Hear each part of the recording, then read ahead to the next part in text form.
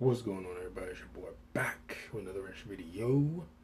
I'll be reacting to three true scary thunderstorm stories, and this is featuring Being Scared. It's another YouTube channel.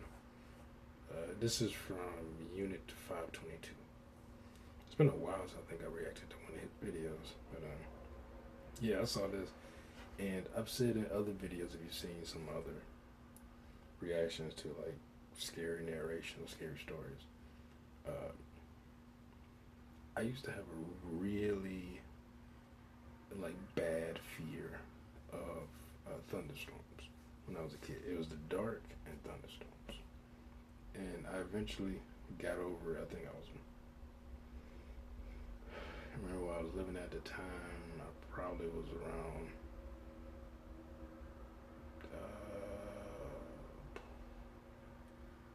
9, 10, maybe 11. I think I was around like 9 or 10. And I got over my fear of the dark and thunderstorms together. It was a thunderstorm, like a really bad one. And I went in a room, I went in my parents' room, and the power had just went out. And I think everyone else was playing like board games or something by candlelight in the candlelight and flashlight in the living room. And I went in my parents' room. I closed the door and I sat there. I opened the curtain so I could see the lightning. And which I actually liked the lightning. I hated the thunder, the noise. And I sat there and I was just so scared, just sitting in the dark and thunder, the sound of thunder, like, and that's how I got over it. Just sat there, looking at it, the lightning and hearing the thunder, and or you know, especially when you hit that, you know, that crack, the lightning hit. You see that lightning, also, and it's so loud, it like shakes the building. You feel like it shake, you know, and that's how I got over that. But yeah, so that's kind of why I decided. I said, I'll watch that. I've had this on my computer for a while. So I figured, might as well go ahead and look at it. Damn, it's 22 minutes. Oh yeah, I'm gonna put a link to the original video in the description, so you can go to their channel and show them some love. Unit 522. So anyway, here we go.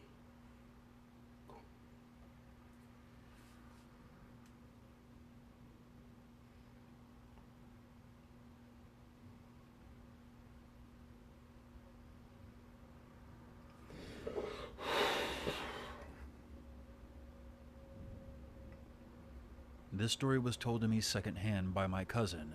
He is someone who has zero interest in fiction and no creativity, so I trust him when he told me this happened to him back in 2005 during a camping trip. He and 4 of his friends were illegally camping in one of the national parks in the Midwest. They were hiking well off the permitted trails and decided to camp in a very scenic spot with a great view of the surrounding landscape. It had been raining heavily the entire time they were hiking. But instead of lighting up, the storm only continued to get worse. It was an unseasonably bad thunderstorm. And the only reason that my cousin and his friends didn't turn around was because it would have been more of a bother to hike all that way back and locate their vehicles than it would have been to just set up camp. They knew that they would most likely get caught if they built a fire, but they did so anyway, as they were soaking wet. They dug a hole in the dirt and surrounded it with stones, and built a shelter over the hole by using tent poles and a tarp. They built up the fire so unnecessarily large that he regrets it in retrospect, as they could have caused a wildfire had it not been for the damp state of the forest. They eventually had to take down the covering because the flames were climbing too high. They all got moderately drunk, and made Bigfoot whooping calls into the night, and played a game where they tossed a small stone back and forth through the flames at each other, and the person who dropped it first had to forfeit his drink to the one who had thrown the stone. Every time the thunder rumbled, one of them had to crack open one of the cheap beers. The rain was so heavy that their shouts and loud cursing barely traveled through the canopy of trees. Later that night, after the rain had put out the fire, and my cousin had fallen asleep, the ground beneath him gave way, and two of the tents slid down the slope. When they reached the bottom of the steep incline, my cousin and his friend thrashed and cursed as they freed themselves from the tents, only to find out that they were waist deep in a bog of mud. Oh, They shambled back up the hill, waist soaking wet deep? and Damn. covered in mud from the waist down, and woke up the other three. They gathered their flashlights and went back down to collect their belongings as best they could. After a few minutes of searching through the mud and recovering what they could, my cousin felt something hard and smooth in the mud. Thinking that it may have been a tent pole, he pulled it out It was a and was gun. utterly shocked when he realized that what he was holding was a bone. Figuring that they were the skeletal remains of a deer carcass, he tossed it aside was a and human. continued to shuffle around through the It was mud. a femur. After a moment, the tone changed, as each of them had found at least 2 or 3 more bones of varying sizes embedded in the bog. An argument immediately began as to whether or not they were human. None of them were educated enough in human anatomy to determine that with any kind of certainty. And she found a skull. My cousin tried to calm everyone down, assuring them that they had to be animal bones that had been discarded, and this was obviously someone's dumping ground.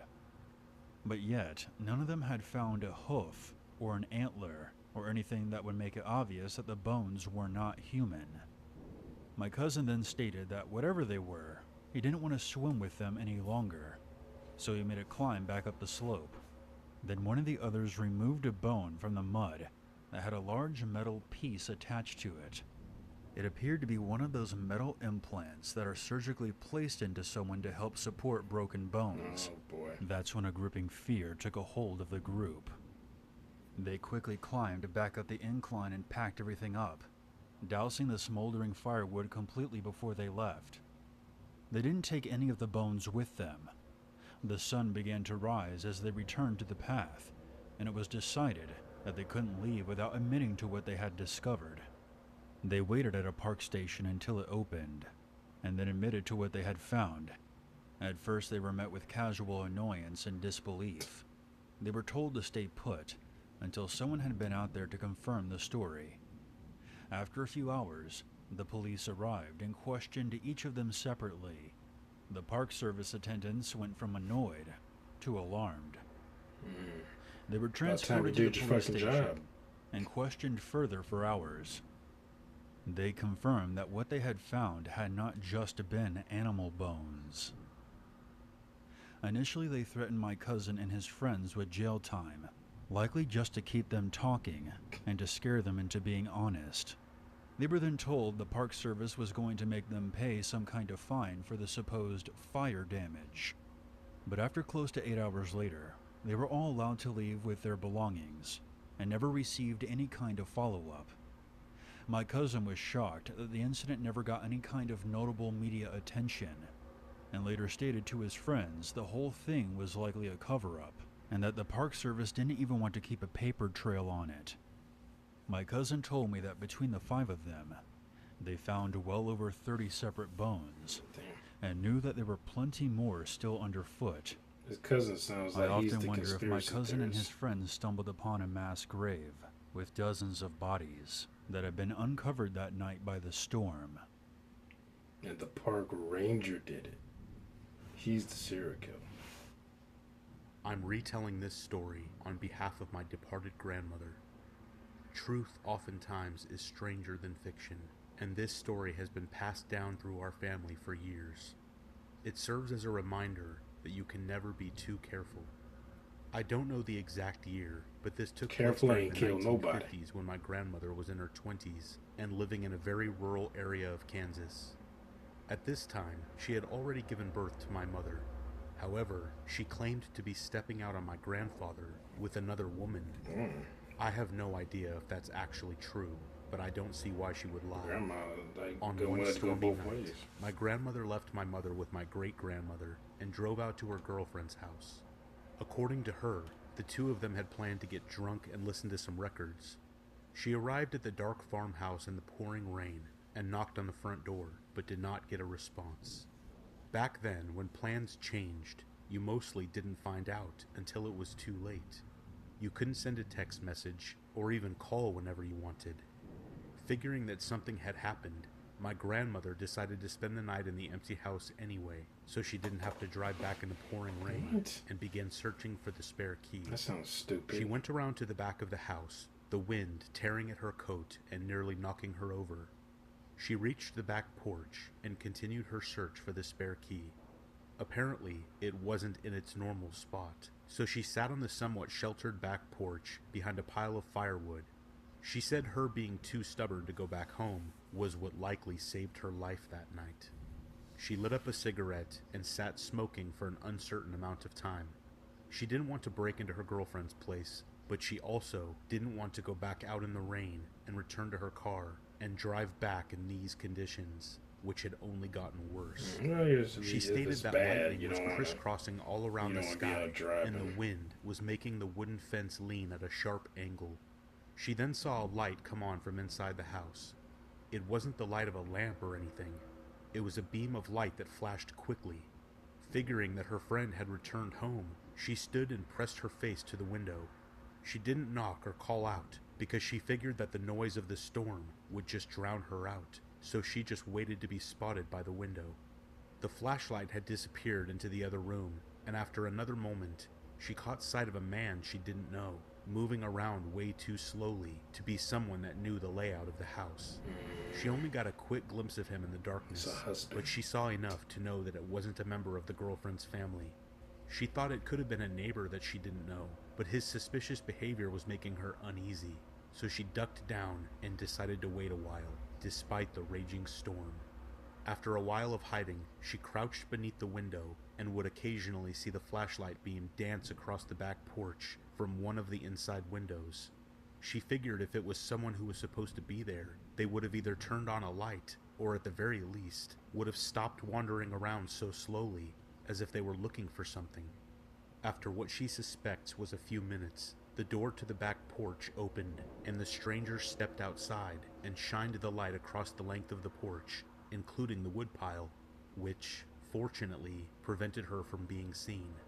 She stayed hidden, and after another brief sweep with the flashlight, the person went back inside. Who the fuck The is stranger this? could have easily found her, had he decided to take a look around, but she figured he doubted anyone would be hiding out there, given how rough the weather was. She heard the door slam again, and the stranger disappeared back inside the house. She peeked in through the window and watched as the man went upstairs. She waited in apprehension until he came back down to the ground floor, still carefully shining the flashlight around. He eventually wandered over to the front of the house, and then she heard the front door slam shut. Afraid that he may walk around the perimeter of the house and find her, she emerged from her hiding place and opened the back door, which was now unlocked. She carefully made her way inside and locked the door behind her. Without turning on any lights, she ran to the front door and locked it too, before looking out to the front yard. She didn't spot the intruder anywhere. Shivering, she locked herself in the downstairs bathroom and covered herself up with towels. She was very aware that the man would potentially still be in the house, or could even have his own key to gain access. After she dried herself off, she risked a quick run up the stairs and locked herself in her friend's bedroom. She had tried the light in the bedroom for a split second just to see if the power was out, which it wasn't. She then lay down on the bed. Exhausted, she nearly drifted off when a blinding flash came from outside, followed by a loud, thunderous cracking. It jolted her for a moment, but rational thought prevailed. One of the old trees out front must have been struck by lightning. She then fell asleep. Don't tell me this dude is The following day, she got up and searched the house in the daylight. Okay, he's not in the There house. were no signs of her girlfriend or her family anywhere. She called her mother and then the police. An officer arrived a short while later, and she explained everything that happened the night before. Still unable to get a hold of her friend, the officer acknowledged that it may have been someone with permission to be in the house, but decided to take a look around anyway. After a while, he called to my grandmother. He asked my grandmother to describe what the stranger from the night before had been wearing, but she couldn't with any real certainty, It was dark. as it had been too dark. Yeah. Apparently, a body was discovered in the tall grass of the front yard. My grandmother's girlfriend returned home after the body had been removed from the property. She had been stranded several towns over the night before because of the road being washed out by the storm. The corpse was a man who had been an older friend of the family, but someone who most definitely did not have permission to be in their house, alone. As predicted, what had killed him had been a bolt of lightning that struck him down in the front yard. The man was carrying a 6-inch hunting knife in his hand, which had likely been what attracted the strike. It was suspected that the man came looking for my grandmother's friend, as she had rejected his advances in the past. But when he spotted the strange car in the driveway, he decided to enter the house cautiously and find out who was visiting. This is all just a theory, but the family stressed this man would have never It's been just allowed a access to theory, the house by a himself, game. and they had nothing of his that he might have been looking for. My grandmother thinks that the timing of him leaving the house and the lightning strike was off. She said it was roughly a half-hour window between her entering the house, locking up and drying off, before hearing the lightning strike. She doesn't think he was still in the process of leaving. She suspects he was on his way back. The guy was like, nope. This happened to me during spring break back in the Zeus was mid-90s like, when I was still "Sit attending your ass college. down." At the time, I lived with my parents in a small community outside of Seattle, Washington. My parents were I on used to vacation love in getting Florida, in pools when so it I had was the house raining. all to myself. I used to love that. Here in I don't Washington know why. State, especially around the It Seattle felt so area, soothing. we get a lot of rain. Not heavy rain. And this night like was more no like- different. My parents' house was a massive drizzling. 3-story ranch-style home that was originally built during the 1940s. At night you could hear the creak and groan of the old wooden boards. My father spent a lot of money replacing some of the old infrastructure when he bought the place back in 1978, but the creaking never went away completely. It used to frighten me as a kid, but I eventually got used to it. That night I was sitting on the couch watching TV in the living room. Behind the couch was a large glass wall lined with curtains and a sliding door that led into a screened-in pool area. I nearly dozed off on the couch after a while, but was immediately startled by a loud noise that sounded like something had slammed into the glass behind me. With the storm still raging outside, I figured that the wind may have knocked something on the pool deck into the glass wall, so I got up to investigate. As I approached the curtains, I immediately felt my stomach drop. It was as if my body was telling me that I was in some kind of danger. I That's your paused animal and tried instincts my telling you best to get the calm fuck myself. out of there. I suddenly threw back the curtain. That a And there was predator nothing. is about to pounce There on was your only the ass. visage of the empty pool reflecting the night sky, as rain trickled down through the overhead screening. I exhaled a sigh of relief, and decided to flip on the outside light to make sure the storm hadn't knocked anything over. The light switch was right next to me since I was at the far end of the wall. As soon as I flipped on the light, my eyes were quickly averted by a horrifying sight. 2 figures dressed in dark hooded ponchos, standing on the opposite end of the pool deck, holding hands as the rain continued to come down around them. I was frozen in place, not sure what I was supposed to do. I could not believe what I was witnessing. Holding hands. Time itself seemed to slow down as the figure that was closest to the edge of the pool He went into broke super off from speed. the other and started power walking towards the glass. The fear within me became so unbearable that I'm not ashamed to admit that I let out a pathetic yelp as I retreated back into the living room. I slowly backed away from the curtains as a dark hooded silhouette came into view and made its way to the coach light that was mounted to the adjacent wall. I saw the figure throw something. The sound of glass shattering and the light going out immediately followed. Oh, I wow. turned and ran to the garage, which was located down a hallway that was directly Knocked behind the me. light. Now, You'd think I they have would to just pause leave. here and explain that both of my parents are incredibly anti-firearm. In fact, they had both met at a gun control protest in the early 1970s. So, needless to say, there was absolutely no guns in the house that I could defend myself with. The You best got I could some do was knives. grab one of my dad's golf clubs from the garage. I then made my way to the second floor grabbed a guest knife. bedroom, which overlooked the pool area. I grabbed the cordless phone off the nightstand and immediately dialed 911. I frantically explained to the dispatch what was happening. At the same time, I I was trying to look out the bedroom window to see if the intruders were still prowling in the pool area. Unfortunately, I could not make out anything because of the pelting rain. The dispatch told me that units were on their way, and that I should remain inside the house until they get there. I then heard something that made my heart stop.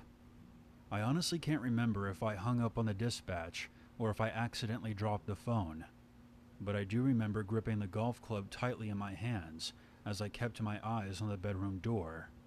As I stated earlier, my house can be very creaky at times, especially when you're walking up the stairs. I heard the distinct sound of someone making their way up the creaky steps. I backed away as I heard the footsteps emerge into the hallway just outside the door. It wasn't long before the doorknob began to rattle. It was soft at first, but then became more erratic. Violent pounding then shook the entire door. I braced myself for whoever was on the other side to break through. The pounding then turned into loud thuds, as if the person on the other side was putting their entire weight into kicking the door down. All the doors in my parents' house were entirely made of oak and were very thick all the way through. You ain't really gonna After be about busting 5 through minutes, that. I heard a second pair of footsteps quickly coming up the stairs. Soon after, I heard a woman's voice harshly whisper, "I see cops outside. We need to go." 2 sets of footsteps then frantically descended the stairs and across the tile floor of the living room. I assume they exited through the pool area, no, I want because to kill moments this later, kid. I heard an audible shouting I'm not over the talking like rain, I'm talking to a radio. and when I looked out the bedroom window again, I saw 2 flashlight beams pointing in the same direction. The heavy rain and the screen structure prevented me from seeing exactly what was going on, but I'm guessing the intruders were surrendering to a couple of police officers. The doorbell rang, followed by someone identifying themselves as law enforcement. I put down the golf club and quickly went to the front door, making sure to look through the peephole to confirm it was police before opening. I explained to the officer that I was the one who called, and was relieved to discover that both of the assailants were arrested in the backyard. I was then asked to stay on the front porch while a couple of officers searched through the house. While I was waiting, I did see 2 people being placed in the back of a squad car that was parked out in the street. Although I could not make out any of their features, I could tell that one of them was a male and the other was a female. I would later find out that they were a couple of drug addicts who had been breaking into houses and apartments around the Seattle area, and were also both prime suspects in a murder case. The police speculated that they had somehow jimmied the lock on the sliding door. However, I might have accidentally left it unlocked, as I had gone swimming earlier that day. I didn't tell my parents about what happened until they got back. I didn't want this incident ruining their vacation. I will always love and respect my parents, but it was this incident that changed my stance on firearms. Sometimes they are necessary, because there are all kinds of dangers that lurk in the night. Like I've said before, I have no problem with firearms. When you protecting your own house, there's no problem with firearms. No. Hey everyone, Uncle of all units here, and thank you so much for tuning in. But I want to give a huge shout out to my good friend Being Scared for joining me in it's today's when people video. take them out and they think The they theme of police this video officers was inspired by Being Scared's because they got a long-running gun series, Scary Stories where Told it in becomes the a Rain. problem. I recommend that you go over and check out his channel if you enjoy those hour-plus long story videos, where you can listen to some scary stories while you play video games, or if you're digging a grave for your ex-partner's corpse. We've all been there. Yeah. Anyways, thanks again for stopping by. I just finished digging and a hopefully grave. you'll hear from me again, real soon.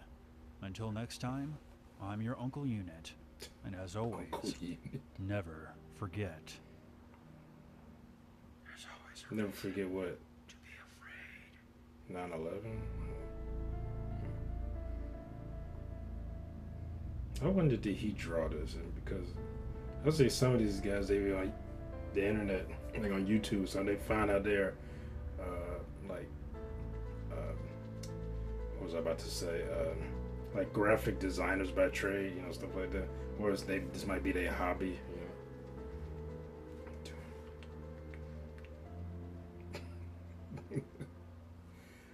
But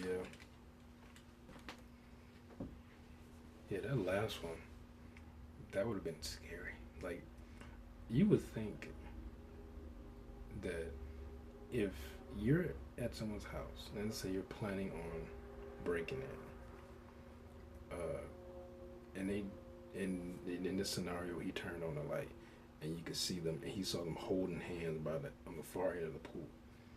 This the guy comes up, throws something at the light to knock it out. Like, he already saw you.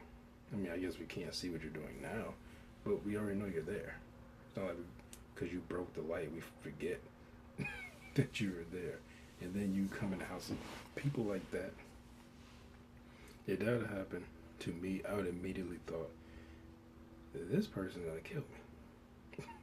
Because they clearly don't care that I'm in here, even though I've already shown that there's somebody here, obviously. And you don't, and they don't care. So they just gonna come in. They came in the house, immediately went upstairs, probably saw the first door, because it seemed like as soon as they got to the top of the stairs, he was in that first room at the top of the stairs, and it probably was the only door closed. Or they just happened to try that door first, and it was locked. Which I know people who lock their doors, like to their bedrooms when they went in and no one's home, or they have like certain rooms with they may use for like storage or something, and they'll put a lock on their door where they can lock it with a key, because they don't want anybody just going there taking stuff. And if somebody like, I'd be like, this person's about to try to kill me. And he clearly, like, the guy was like, he does the dirty work of the killing. He does the killing. And the woman must have been down there looking for what valuable she can take. And she came upstairs like, oh shit, I hit the police. I hit the police. Popo. Go ahead. But yeah, you can definitely, it's fine to have weapons in your house to protect your property. That is perfectly fine. I mean, I can understand being against, certain guns and stuff like I would say I don't think anyone really needs a machine gun, especially in a house. You probably want something in that kind of close quarters. You might want something that you can get easily and load, unless you're like my dad, where he has all his damn guns loaded. And he keeps them like in his closet. He has a handgun on the base of the headboard, but it's like it has like shelves on his bed, and he has his loaded. I forget what. I think it might be a 9mm, but he has it right there, and I'm like, you need to be careful. You accidentally do something, a gun might go off or something, And then like he already shot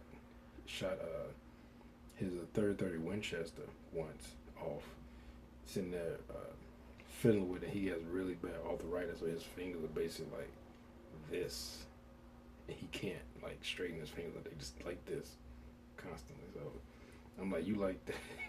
you might actually bring it back. I think he said he was doing something. He brought his finger back and it went in there and pulled the trigger. And because I remember I went to visit him, and this was years ago. It's probably a little bit over a decade ago. And I remember I was sitting in his chair. This was when he was still living in Maryland Heights, which is just outside of St. Louis County. And it was a bullet hole in the armrest of his chair. And I was like, bullet hole. I was like, because I felt the hole, and I looked, and it like had burn marks like around it. I was like, this is a bullet hole. I went and asked, I was like, did you shoot a bullet in here? And he's like, oh yeah, that's when he told me what happened. I was like, why were you fiddling with a loaded gun in here? In the house? Like, I said, what were you doing? Like, you couldn't have been cleaning it, because why was it loaded? Because I remember when I was a kid, he taught me about, cause when I was a teenager, that's when he first got the 12 gauge, and then he got a 30-30 Winchester. I want to say he got that one. I think he was in St. Louis, but I think that was he got like right before I left for the service, and he ended up getting that handgun like after I had moved out. But I was like, why are you fiddling with a loaded weapon like that? And you know you got arthritis, you slide your hand and your finger just easily go in there and catch that trigger. Because pretty that's what he said would happen. I'm like, what are you doing? you know, so like you gotta be careful. Like even adults can fuck up, accidentally your gun go off. But like I said, I'm all for weapons in your house. Like I don't have a handgun or anything. I'm thinking about getting one.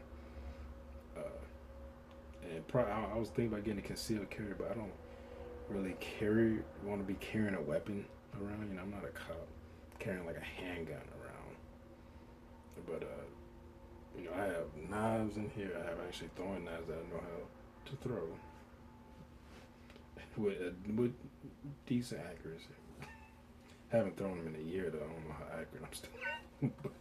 But I do know how to throw them. Plus, it's still just it's a piece of metal with a sharp end. I made sure they real sharp too.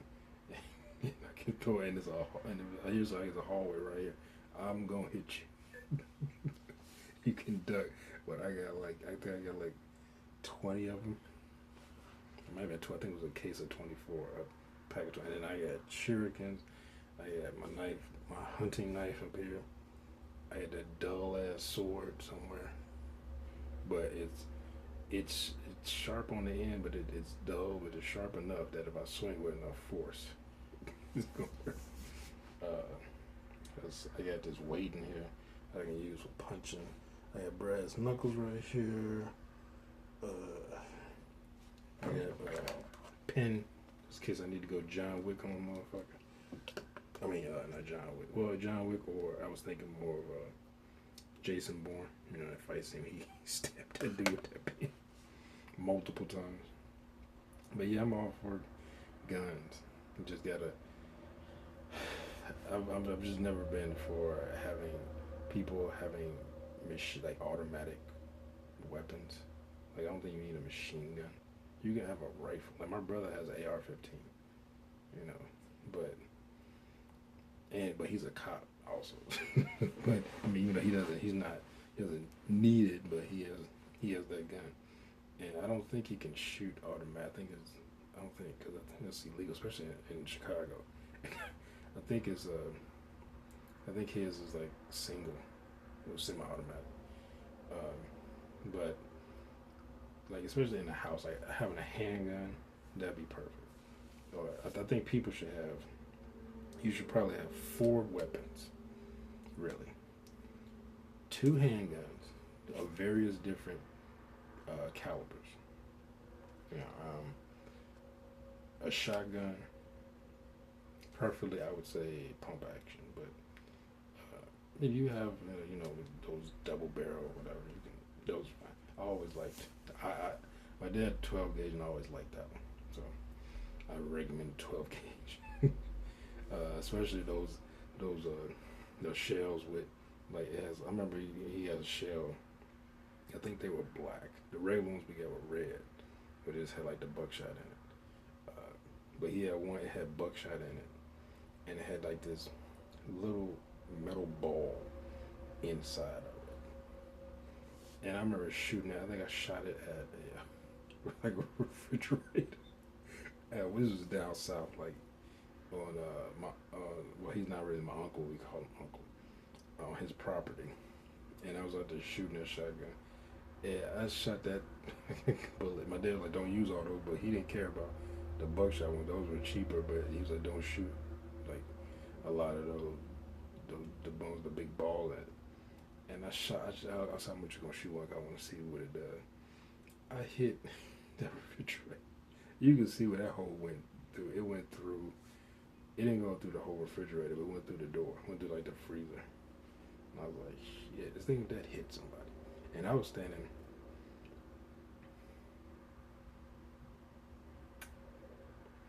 probably about 10, 15 feet away from the refrigerator. Might have been 20. And that boy, and I was like, damn. You know, I never shot that. I don't think I ever. No, I shot that. No, I never shot that Winchester. Yeah, I never shot that. I shot the handgun, but I never shot the Winchester. Shot the shotgun. Because, yeah, that's when he had that when I was a kid. But, yeah, all for that. But some of these people, they got these concealed carries now, and they think I can just be a fucking cop now, basically, or a vigilante, and pull my gun whenever I feel like it. You know, on anybody. Like, even if, now I understand you feel threatened. And I'm talking about, like, you have to feel really threatened, but the people are just, the slightest threat, people pull a gun out. They're like, I got this gun, because you like, now you're not afraid, so you're like, I can pull it out. And then, let's say this person attacks you anyway. Or they see the gun, and the first instinct is to jump at you because they don't have a gun. And they think that you about to pull a gun and shoot them. You know, that you could try to use that, oh, I was in fear for my life defense. Or if you're in Florida, or does Georgia have with that stand my ground shit?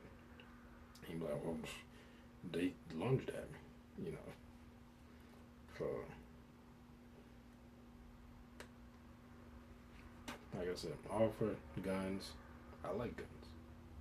Protecting your property, stuff like that, but some of y'all with these concealed carries and shit, or even open carries, y'all, I've seen people just be bold. I saw some guy walk into a Walmart.